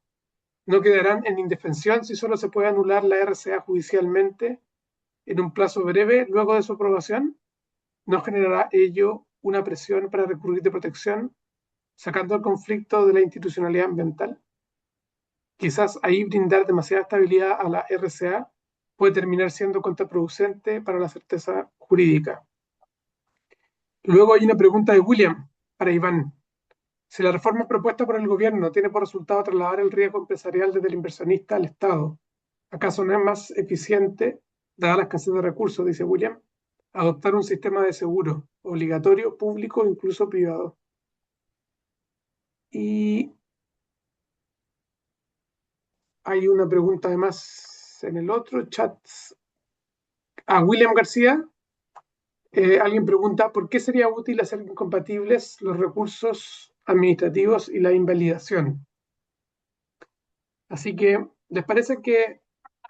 A ver, hay otra pregunta también de Jimena que recién aparece. creo que tenemos tiempo, así que la voy a leer. Dice, para William García, la L más relaciona el riesgo inherente a la actividad o proyecto y el objeto de protección perseguido. Hasta ahora no hay claridad sobre qué sectores se verían beneficiados con esta restricción del plazo de invalidación. ¿La restricción del plazo no afecta a esta lógica de diferenciación? ¿Cree que este criterio objeto de protección riesgo inherente podría contribuir a determinar qué sectores quedan beneficiados por la restricción del plazo? Pregunta Jimena Risco. Ok, así que hay más preguntas para Iván y quizás puedan empezar con Iván y luego William y Camila en el orden inverso al que presentaron. Iván, ¿te parece? Sí, no hay problema. Bueno, agradezco las preguntas, probablemente no las voy a poder contestar todas por razones de tiempo y también por razones de que no estoy muy seguro de la respuesta que pueda darle, digamos. El proyecto de ley habla de restitución de gastos, ¿ya? No hace referencia a compensación, como dice Jaime, ¿no es cierto? Y la verdad es que no me había puesto, claro, la restitución tiene que ver quizás con una figura muy, muy civil, ¿verdad? De que me están devolviendo algo, pero no es que me estén indemnizando algo, ¿verdad? Entonces, si eso es así, si el proyecto habla de restitución, como que pagué algo y me lo están devolviendo, pareciera ser entonces que, y frente a la pregunta original de mi exposición, pareciera ser que esto es un derecho nuevo, ¿no es cierto? Un derecho nuevo, distinto de la aplicación de las reglas generales en materia de responsabilidad del Estado por falta de servicio. Pero tampoco quiero juzgar el proyecto por su técnica ahora, porque me parece que técnicamente el proyecto requiere muchos ajustes. En consecuencia, la palabra restitución puede que después cambie a compensación, o puede que cambie a indemnización, o cambia a, no sé, reembolso, quién sabe. Por eso que a mí me da la impresión de que la lógica que está detrás es una lógica de indemnizatoria de alguna manera. Y en consecuencia el daño tiene que ser definitivo. Y eso haría improcedente esto frente a situaciones en las cuales el titular vuelve a obtener la resolución de calificación ambiental. O sea, sería un caso evidente de improcedencia que el proyecto no lo señala. Después, respecto de terceros absolutos, voy a aprovechar de responder las dos al tiro. Yo creo que ese es una de las grandes cuestiones propias de la regulación ambiental hoy día. Pero yo creo que esta pregunta acerca de qué pasa con los terceros absolutos y vincular los terceros absolutos dentro de la idea de tutela judicial efectiva, es decir, que no se le puede privar a los terceros la posibilidad de recurrir a un tribunal precisamente porque tienen un derecho a la tutela judicial efectiva, yo creo que hoy día, de alguna manera, tenemos que reconducirla acerca de si la carga de observar, que es lo que te permitiría posteriormente, bajo la lógica del proyecto, eh, recurrir a un tribunal de justicia, porque los observantes sí lo pueden hacer, es una carga legítima, proporcionada, ¿no es cierto?, proporcional, etc. ¿Ya? Si nosotros llegamos a esa conclusión, entonces si usted quiere recurrir al tribunal ambiental, tiene que ser observado. Yo creo que es un poco la lógica de la ley 20.600 y la reforma del año 2010. Recuerden que la reforma del año 2010 lo que hace es que los observantes, para ser observante en un proceso de evaluación ambiental, se deja de ser interesado. La ley 20.417 dice que cualquier persona natural o jurídica puede ser observante y no requiere justificar un interés. Por lo tanto, es observante después, posteriormente, cuando su consideración no ha sido debidamente atendida por la administración, puede deducir el recurso administrativo y ahí recurrir al tribunal. No tiene una exigencia particular de acreditar un perjuicio o un agravio producto de la resolución de calificación ambiental. Por lo tanto, ahí parece que el diseño original tendió a eso, me da la impresión. Y lo que quiere el proyecto ahora es reforzarlo. Lo que pasa es que en algún minuto se metió la tesis de la invalidación, del 17.8, etcétera, y cobró bastante fuerza. De hecho, yo me acuerdo en el tribunal, en su minuto, las reclamaciones que más teníamos ingresos eran vía 17 número 8, terceros absolutos. Y eso ha generado bastantes discusiones. Respecto de William y su pregunta, sí, yo creo que eso es perfectamente posible y podría ser, ¿no es cierto? Podría ser una alternativa el seguro público o privado, de manera de que cualquier tipo de nulidad posterior derivada de errores no imputables al titular pudiese eventualmente ser cubiertas con ese seguro. Eso, no quiero extenderme más, Guillermo, gracias. Súper. Gracias, Iván. William, Gracias. Contestando la pregunta de Jaime, yo diría que en general lo que trasunta del proyecto es que los terceros absolutos son los grandes enemigos de este proyecto. Es decir, este proyecto busca mira la relación que establece un título habilitante, erróneamente a mi juicio, como una relación bilateral y que solamente incumbe al inversionista, que es el bueno, y la administración que le pone una traba y esa traba tiene que levantarse. Estoy caricaturizando un poco, pero sí creo que es un error esa bilateralidad. Y claro, como no puedes dejar de reconocer derechos, al menos el derecho a la tutela judicial efectiva, a este tercero absoluto, el sistema va a buscar otras válvulas de escape. Y las válvulas de escape, como tú mismo sugieres, van a estar en las acciones que no tienen regulación o las acciones constitucionales. La nulidad de derecho público destacaba yo, el recurso de protección, ¿por qué no las dos en paralelo? Entonces, los típicos problemas regulatorios se van a reproducir a pretexto de estar buscando esta certeza. ¿Y por qué sería útil hacer incompatible el recurso administrativo con la invalidación? Tratando de un poco de seguir la lógica del proyecto, en el sentido de establecer algún criterio de preclusión que también afecte a los terceros, que también afecte al interesado, de manera que la invalidación sea efectivamente una manera de revisar el acto administrativo cuando la revisión fue imposible antes o no hubo forma de revisarla. Perdón, de examinar la validez del acto administrativo, que lo que potenciaría el uso de los recursos como verdadera fórmula de examen de los actos administrativos, y la revisión quedaría realmente como algo excepcional. Y sé y entiendo que esto significa restringir de alguna manera derechos, pero creo que podría ser justificado. La pregunta de Jimena, si la entiendo, yo creo que efectivamente, si uno se toma en serio la selectividad, uno debiera seguir un camino de ese tipo, en el sentido de que donde hay mayor riesgo y mayor interés comprometido, y por lo tanto tal vez mayor interés en proteger de las contingencias ese riesgo, podría ser un criterio de justificación. Ahora, yo creo que la distinción es odiosa, para decirlo en otros términos. ¿Por qué por qué se beneficia de este plazo más restringido de invalidación al inversionista y no al pensionado? ¿Por qué el pensionado tiene que sufrir, o entre comillas, un plazo más largo de cuestionamiento de sus derechos y no el que busca acceder al mercado? Que es, digamos, que también es una crítica que se le puede hacer a ciertas reformas recientes.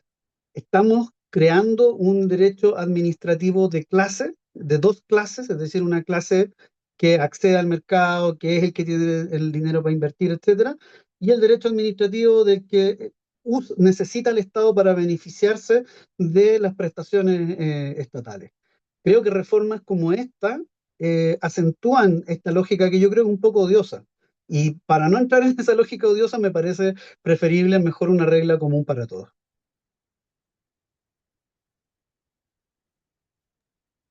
gracias, William. Creo que esas eran todas tus preguntas, ¿no? Sí. Ok, así que ahora el turno de Camila, que había una pregunta general, Camila, sin perjuicio de que quizás quieras pronunciarte respecto a algún otro aspecto de la conversación.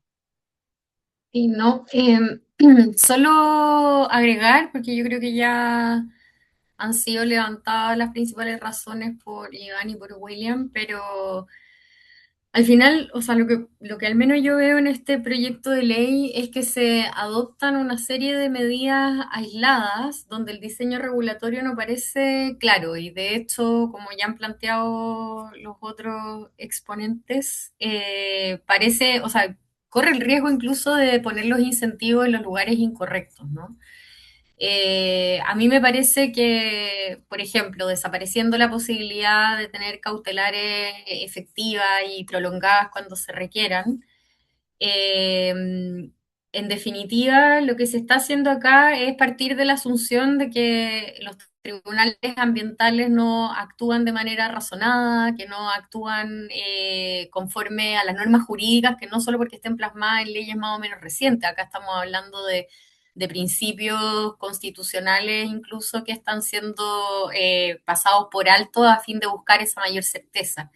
Y si en realidad lo que se busca es mayor certeza, yo no sé si una medida, por ejemplo, como la restitución de los gastos en los que se haya incurrido durante la evaluación ambiental mueve o no la aguja en términos de la decisión del inversionista. Al final hay que ver que muchos de los proyectos que no se han llegado a realizar en Chile no son, esa decisión de no llevarlos adelante no es exclusivamente porque se haya decretado una medida cautelar o se haya interpuesto una acción judicial en contra de la decisión, sino que es el problema que se genera más allá de la restitución de los gastos, el hecho de los contratos suscritos, por ejemplo, para poder llevar adelante esa inversión que tiene múltiples componentes. Es el hecho de poder anticipar o proyectar, ¿no es cierto?, el esquema de recepción de las utilidades o de la rentabilidad del proyecto en los tiempos apropiados. Yo no sé si, por ejemplo, la restitución de los gastos que lo que me costó hacer con una consultora un estudio de impacto ambiental o una declaración de impacto ambiental, que hoy día no dejan de ser gastos relevantes, pero en términos de un gran proyecto de inversión, la verdad es que parecen ser gastos marginales y la gran debacle o la línea de flotación financiera de un proyecto no está dado necesariamente por aquellos gastos en los que ya se haya incurrido como parte de una ejecución temprana, ¿no? Y en el mismo sentido, yo creo que las medidas que se están incorporando como acotar la invalidación o reducir las medidas cautelares, ¿no es cierto? Son soluciones dispersas que en realidad no hacen frente al gran problema que creo yo que ha sido difícil para los gobiernos hacerse cargo de eso y bueno, si vemos un gobierno preocupado de estas materias, debiese ser avanzar en un contencioso administrativo único, en una forma de impugnación que esté clara la ruta para todas las partes intervinientes, que no se haga más confusa la fase impugnatoria, si es que uno quiere, de las RCA por abrirse múltiples frentes de contienda de la resolución de calificación ambiental, cada una con todas sus herramientas procesales. Si es que uno quisiera una solución más definitiva y no correr este riesgo de fuga hacia procedimientos distintos al de la justicia ambiental, como podría ser el recurso de protección, yo creo que el camino va más bien por sentar un único mecanismo de revisión de los actos administrativos y un contencioso administrativo que ya estamos en deuda hace bastante. Ya que está empezando el gobierno, quizás se aventura en un proyecto de esa naturaleza. Genial, muchas gracias Camila, es un gran tema para terminar una charla de la DAD, de los profesores de Derecho Administrativo, pidiendo contencioso administrativo. Bueno, ha sido muy interesante las presentaciones de nuestros tres brillantes expositores. Un tema común que apareció en todas las exposiciones es esta idea de perversidad, de que el proyecto puede generar mayor inestabilidad o generar mayor inestabilidad, y justamente lo que persigue es generar estabilidad. También me llama la atención a mí que no hay claros referentes comparados en el proyecto, que también podría quizás ser un elemento a considerar en el futuro. En fin, le agradezco de nuevo a Camila, William e Iván y a todos ustedes por haber participado y nos vemos en una futura actividad de la DAD. Buenas tardes. Gracias por la invitación. Muchas gracias por la invitación. Buenas tardes. Que estén bien. Chao, chao. Chaito, muchas gracias. Chao, chao.